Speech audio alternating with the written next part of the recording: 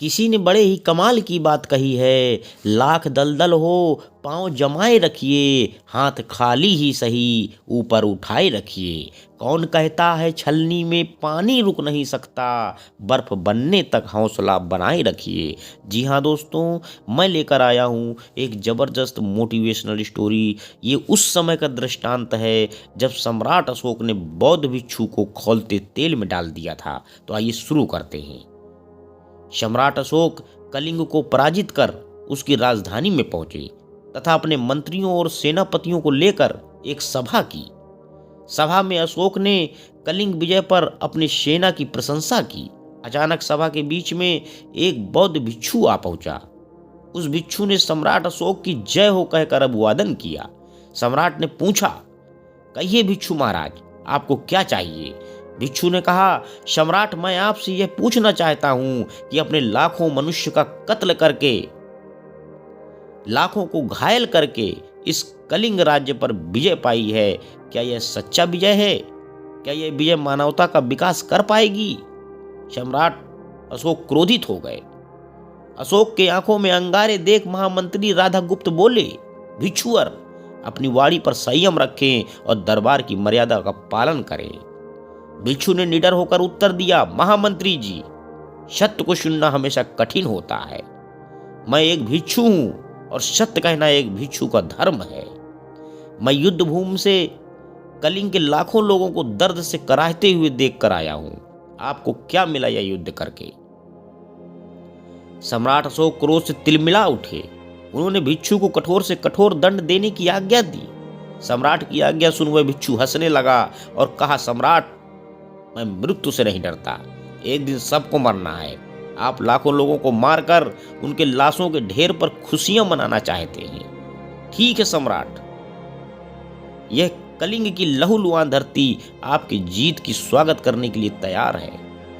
रोती स्त्रियां आपके विजय पर मंगल बधाइयां दे रही हैं। भिक्षु के तीखे वचनों को सुन सम्राट अशोक अपना धैर्य खोकर उसे तुरंत खौलते हुए तेल में डालने की आज्ञा दे दी।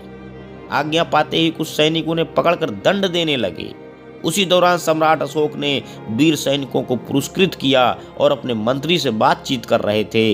इतने में एक सैनिक आकर कहता है, सम्राट, महा आश्चर्य की बात है, खौलते तेल में डाल देने पर भी उस भिक्षु का मरना तो दूर, उसे तनिक भी हानि नहीं पहुंची। सम्राट अचरज में पड़ गए। महामंत्री ने कहा, यह असंभव है। चलिए महाराज, सामने जाकर सच्चाई का पता करते हैं। महामंत्री और सम्राट दोनों उस भिक्षु के पास पहुंचे जहां उसे गर्म खौलते हुए तेल में डाला गया था। वहां पर जितने भी लोग थे सभी उस भिक्षु को घेरे हुए थे और उसका गुणगान कर रहे थे।